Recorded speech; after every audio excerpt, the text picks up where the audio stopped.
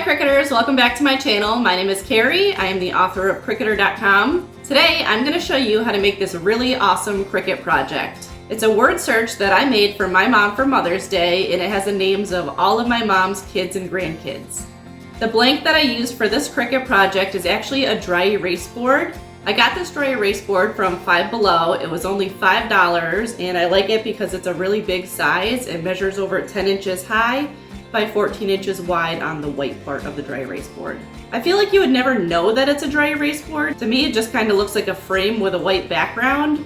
But I like the idea of using a dry erase board because then you could take a dry erase marker and actually search for the names and circle them if you wanted to. I've seen people make these a lot of different ways. Many times people will just take a regular frame with glass and put it on the glass, but I decided to go with this cheap dry erase board. Can't go wrong for only $5. Five Below has some of the best Cricut blanks. I made this as a Mother's Day Cricut project, but it would also be an awesome gift to give for Father's Day, Christmas, birthdays, and it would be perfect for anyone. I bet even my kids would love to receive one of these. How fun would it be to do a word search with your whole family's name on it? In this fun beginner Cricut tutorial, I'll show you every step that you need to do to complete this project. Let's start by going over the materials that you need to make this custom word search. So as I already stated, you need a dry erase board, which is from Five Below. You also need vinyl. I definitely recommend using Oracle 651 vinyl. This is in the matte finish, not the glossy finish. It's really important to use high quality materials. The only kind of vinyl that I buy is Oracle 651. You can get it anywhere. You can usually buy it on Amazon. I always buy black and white in the largest rolls possible because those are the colors that I use most of the time on all of my Cricut projects. If you know that you have a lot of vinyl to buy at once and it's going to be over $50, I would recommend getting your vinyl from a website called 143 Vinyl. They have amazing prices, super fast shipping, and free shipping over $50. So that's why I said if you have to spend over $50, I'd recommend getting your vinyl from there. If you're spending less than $50, then just get it from Amazon or Expressions Vinyl or anywhere else where you choose to get your vinyl. I have my big roll of black Oracle 651. You'll also need transfer tape. This is the best transfer tape that I have ever used. I've tried a whole bunch of different ones. I found that the dollar store contact paper isn't sticky enough. Then for a while I was using a different kind called Frasco, I think, and that one was way too sticky. This one is just right. I'll leave a link down below in my video description if you want to buy it. I got it right on Amazon. Some other tools that I would recommend using for this project is isopropyl alcohol and a coffee filter. I use this to clean my blanks, so that white part on your dry erase board, you want to clean that before you apply your vinyl. I use a ruler to measure the white part on my dry erase board to see how big to make my design. I also use my Cricut cutter to cut out my vinyl to the right size. And of course, some basic Cricut tools like your weeding pen, your scissors, and your scraper, or spatula, whatever you call it. And then you'll need a Cricut machine. I would recommend using either the Cricut Explorer Air 2, the Cricut Explorer 3, the Cricut Maker, or the Cricut Maker 3. This project you can't do on a Cricut Joy because a Cricut Joy only cuts like 4.5 inches wide. This project was almost 10 inches by 14 inches. So you need the bigger machines from the Explorer or the Maker series to make this project. I'm using a Cricut Maker. And you'll also need a Cricut mat. I'm using the standard grip mat. I tried out a few different word search generators and I think that this one is the best. It's from thewordsearch.com. I'll leave a link down below in my video description. They make you put a title and description. Mother's Day. We'll just write family. And this is where you type in all of the names. Once you have all your names put in, you select either this or this. I don't really know what the difference is, but I just went with non-personal, and we're going to click submit. And then it gives you this really neat preview. So I'm going to go ahead and click download/print, and I'm going to download as image and just save it to my computer. So right click, save as, and click save. Next you want to go to upload, upload image, browse, and select your file and click open. You want to click simple and then continue. First I'm going to show you the way that you would think that you should do this, and then I'm going to show you what I actually do and explain why. So common sense would tell you to use the select button and click here and then zoom in and get rid of all of these little spaces in between the letters. I did that and it takes forever, and the time isn't really the problem. The problem is that the letters come out really blurry. I'll show you. So we can click preview cut image, and I only did a couple of the letters, but you can see how they look like really bubbly and not like crisp letters. I hate that. So we're gonna go to the back button and we're just gonna click apply and continue, and I'm gonna save it as a print then cut image and click upload. We're not doing a cut image. And don't freak out because we're not actually doing a print then cut. So basically what I wanted was just a template that I could see where the letters are, but I'm actually gonna manually type them by hand in Design Space. And you need to type them out in columns, so going up and down and not across, and I'll show you why. So I was playing around with this earlier, and at first I uploaded it like this, where I went and I erased all of the spaces in between the letters, and you can see how they look all blurry and thick and not like crisp, nice letters. So then I decided to try and type out all of these letters going across. So E, B, N, O, J. I did this row, then that row, then that row, and the problem is that these letters aren't lining up right. So then I decided to type in the letters in columns. And when I do them in columns, they end up in the right spots. So that's what we're going to do. We need to use this as a template and then type out the letters in columns all the way across. And then we'll retype out the names too.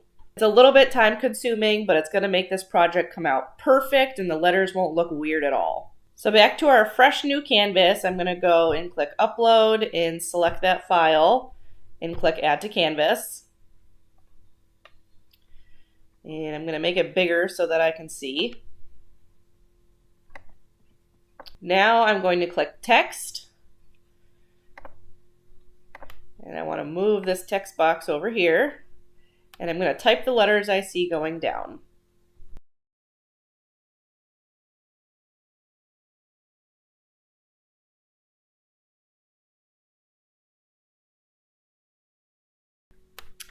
If we want to make sure that this is the same size as this, we can click it and look at the size right here. It says 0.493. So for simplicity, let's make it 0.5 and click enter. And then this one we can click 0.5, enter. This is 0.5 by 9.656. So let's make this one 9.656. And let's say I put this one up a little higher and I want them to be aligned. I can highlight this whole thing and click align and then align it at the top. So now the letter should line up. We're going to repeat this process for the whole project. I'm not going to worry about aligning any of these letters until the end. I just wanted to show you how to do it real quick.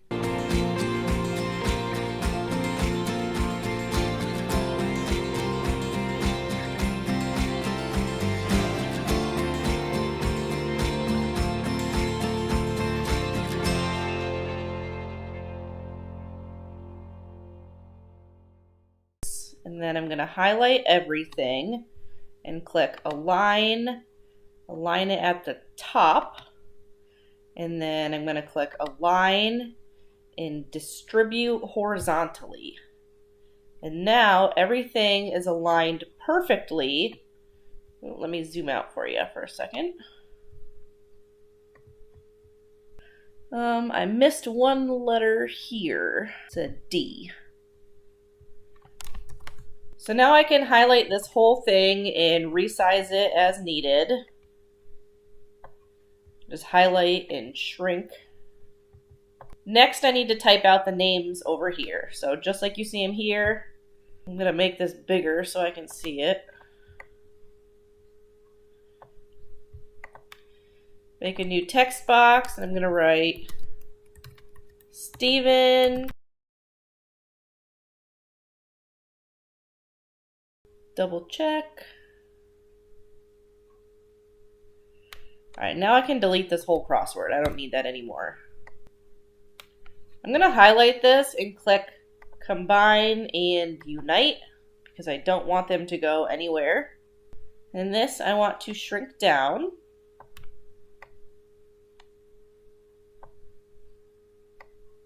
The font that I'm going to use to type out the word together is called Bloom Christine font. It's just one font included in this amazing free bundle on Creative Fabrica's website, the Stunning Collections font bundle, which includes over 160 different fonts valued at over $3,000. Creative Fabrica is giving away this bundle totally for free. And that's not the only thing they're giving away for free. Creative Fabrica is running an incredible Mother's Day promo that includes free bundles and daily giveaways. That's a total of 14 free bundles. All of the bundles are free to download and include so many great fonts and graphics to help you make the best Cricut projects, just like the one we're making today. If you're not already a subscriber of Creative Fabrica, you can try them out with their free trial offer. You can access millions of fonts and designs for free, and my favorite part is that a commercial license is included. This is the license that you need to sell your crafts legally without fear of getting sued. If you decide that you love Creative Fabrica as much as I do and want to subscribe to their yearly all-access subscription, you can sign up for just $4.99 a month. This limited time promotion will save you hundreds a year over the regular $29 a month. The all-access subscription gives you endless creative possibilities and access to over 7 million digital fonts, graphics, Creative Fabrica Spark, creative online classes, and so much more. To download this huge bundle, all you have to do is click download, and it gives you a zip file full of all of these different fonts. So like I said, the one that I'm using is called Bloom Christine font. And it gives you two different types. There's Bloom Christine Script or there's Bloom Christine Sans Serif. So I'm going to download both of them in the OTF files. So you can double click it and just click install. And repeat that same process for this one. Once you've installed your font, you need to go back over to Design Space and refresh the page. Make sure you have saved your project before refreshing the page. Then click View, Reload. The next thing that I'm going to do is type out the word together. So I'm going to click Text and then type out together. And then I'm going to change the font to Bloom. So you need to click System because it's one that we downloaded and search for Bloom. I want to use the script, so select that. And we can see together. But I'm not done yet. I want to use some special characters to make it look fancier. And I want to make this T capital. So to access the special characters, we need to use something called a character map. I'm using a Windows computer, so what I do is go over to the start bar and type in character map. Select it. Then you want to search for the font. So I have Bloom Christine Script. And here it shows you a bunch of the letters, but these aren't the ones that I'm looking for. So what I need to do is click Group By and go to Unicode Subrange. And then scroll to the bottom of this one and select Private Use Characters. Now you can see we have all of these really fancy letters. It's a little difficult because they make them super small and hard to see, but you can click on it and it will make it bigger. So I'm trying to find the letter R, which I think is right here, so that I can click Select and Copy. Now if I go back to here, I'm going to delete this R and do Control V to paste it. And that gives us a really pretty R. Now below this, I want to write, We Make a Family. But I want it to be in more of a classic font. So I'm going to click Text and type in all capitals, We Make a Family. But I'm going to change this font.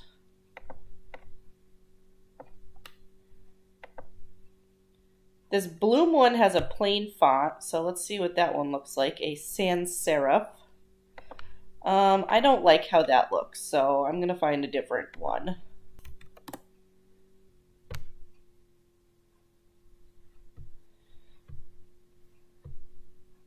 This font is called Linex Libertine G. I use this one all the time. I think I might have got this one from defont.com.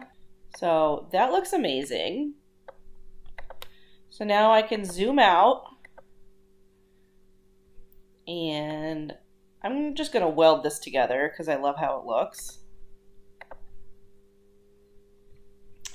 And move this over. Now I need to figure out what to resize this to. So I took a ruler and I measured my dry erase board, and it's going to be about 14 inches wide by 10 inches high. So I'm going to go over to shapes and make a rectangle with those dimensions. I'm going to use this rectangle as a template and delete it later, but for now it will help me figure out how big to make everything and where to place it. So click shapes. So click this unlock button and change it to 14 wide and 10 inches high. Then I'm going to change the color to something lighter, like a light shade of gray. And I have to zoom out some more. Now we have to shrink this down so it fits within this box. So highlight the whole thing. And we're going to start shrinking. Now I can zoom in. And I lost my square, so click that and move it over.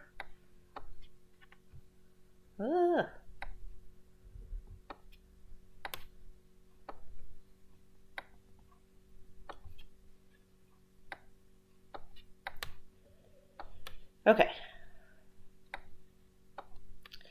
I'm going to take this and drag it onto here. Right now it's showing up behind though, and I want it to be in front. So we can right click and click bring to front. And now I can enlarge it. I'm going to take this and move it down.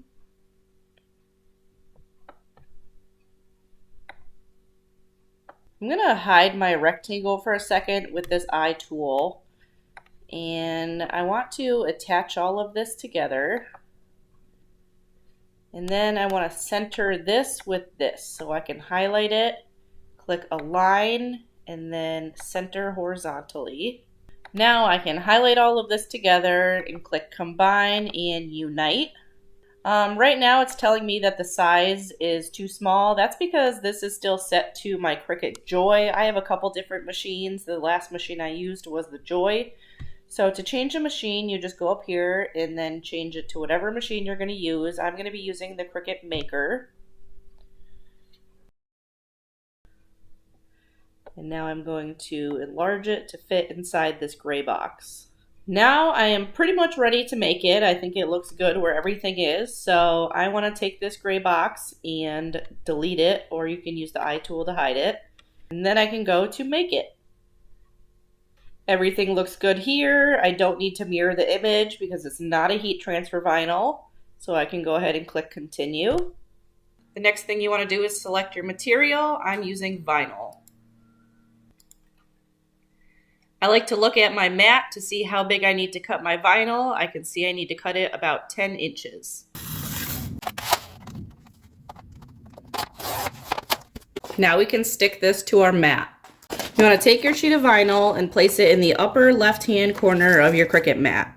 I'm using a standard grip mat, which is perfect for working with vinyl. Next, you just have to load it into your Cricut machine.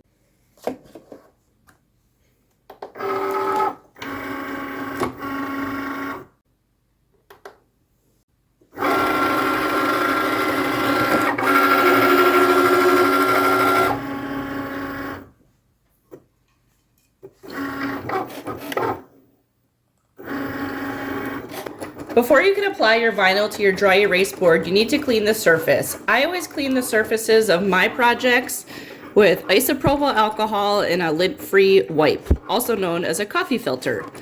Coffee filters are lid-free and they won't leave any residue on your surface. If you don't want to waste material, you can actually rip this up because you only need a small amount.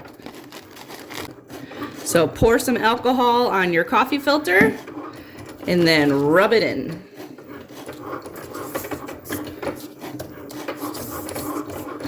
Then we can put that aside and wait for it to dry while our machine cuts, and then we weed our project.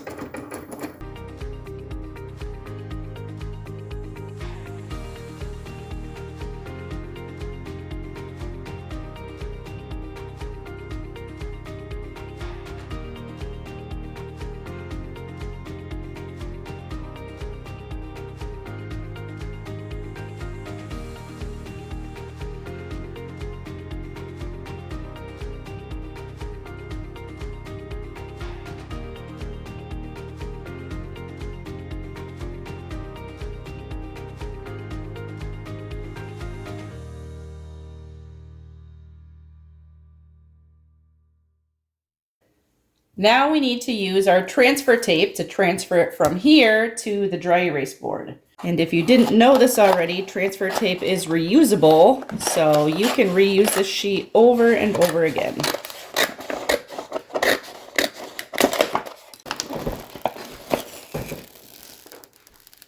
Peel the transfer tape from the backing and then carefully line it up. I'm going to go left to right. You can also use the grid lines on this transfer tape to help you get it in the right spot.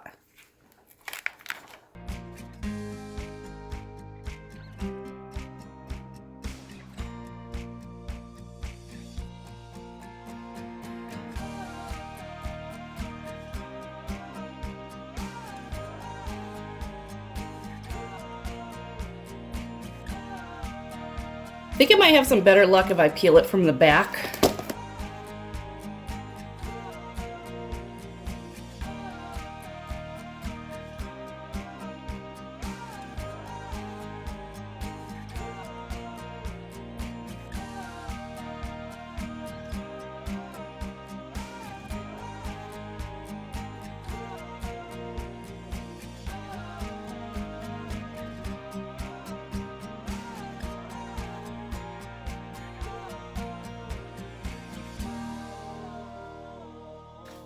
We did it!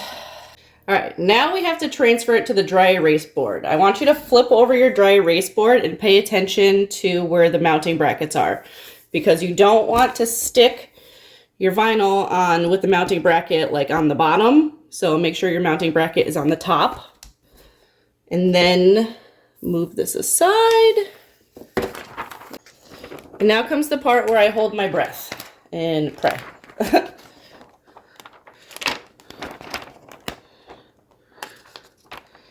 I'm going to cut off this extra strip just to make it a little bit easier for myself.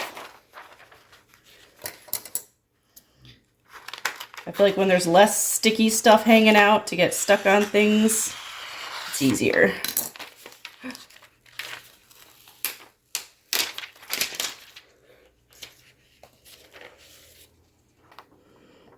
So I'm actually using my grid lines right now. There's a line right on the bottom of the frame that lines up perfectly. So I'm lining up the bottom line of the transfer tape with the frame to make sure it's straight. And I'm just kind of eyeballing where it looks center. Now I'm placing the vinyl down right in the center, and I'm going to work my way to the outside ever so carefully.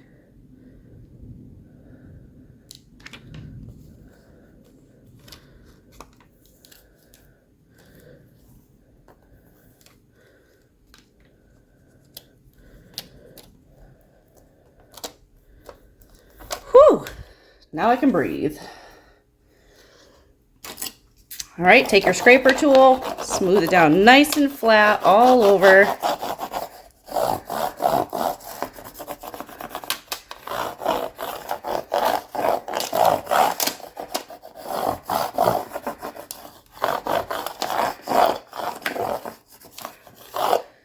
And then we can peel back the transfer tape.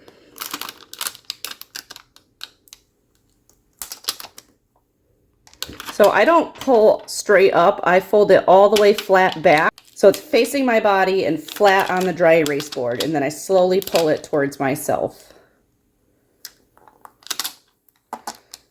Sometimes it helps to wiggle a little bit side by side.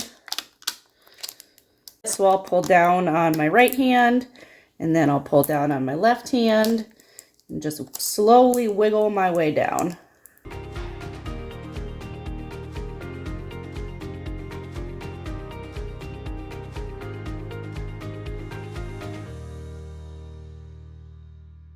So you guys are never gonna believe what I did. I'm sitting here looking at all the names over here, and I forgot one of my mom's grandkids. There's a little girl named Bridget, and I forgot to put her name on here.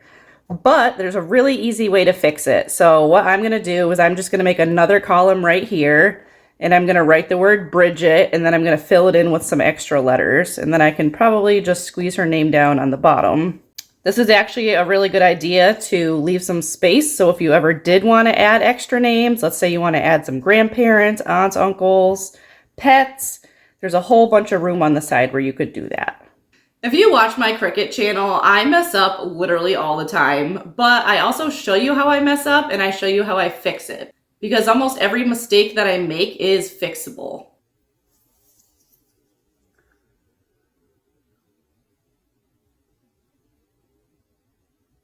Get yourself a thin piece of transfer tape, and I'm going to put any of the excess stickiness on the side facing me so that it doesn't overlap with the vinyl that's already stuck to the dry erase board. And I'm just going to smooth it down.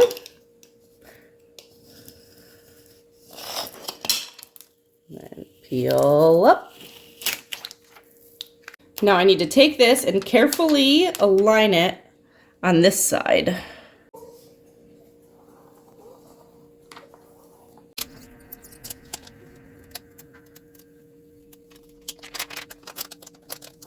And then we can take Bridget's name and add it to the bottom. Probably right about there. There. Now no grandkids have been left out.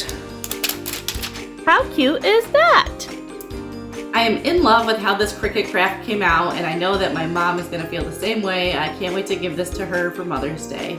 In addition to this really cute Mother's Day crossword puzzle, I'm also giving my mom this card that I made with my Cricut Joy. If you've never made cards with your Cricut machine before, it is super fun and easy. If you want to learn how to make a super cute Mother's Day card like this with your Cricut machine, make sure you click that next video coming up on my YouTube channel.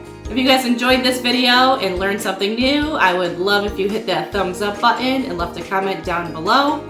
Also, make sure you subscribe to my channel and turn on that notification bell so you don't miss out on any of my new videos. Don't forget to click on the link in the description to sign up for Creative Fabrica's free trial and to check every day to see what their new giveaways are. Thanks for watching!